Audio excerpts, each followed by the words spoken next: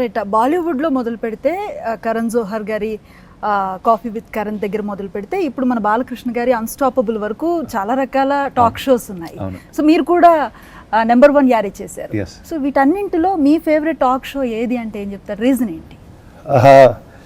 అంటే ఇప్పుడు నాకు టాక్ షోలో ఒకటి ఉండేదండి. నాకు ప్రతి టాక్ షోలో ఎపిసోడ్స్ చాలా ఇష్టం.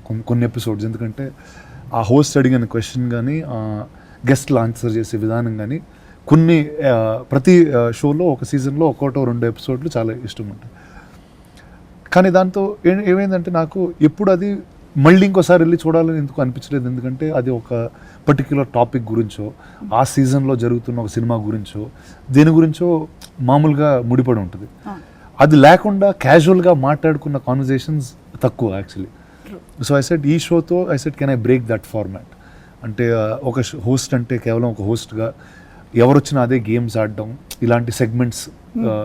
ఎందుకంటే ప్రతి personality is very different and మనం అదే సేమ్ పారామీటర్స్లో అందరినీ క్వశ్చన్స్ అడగలేం.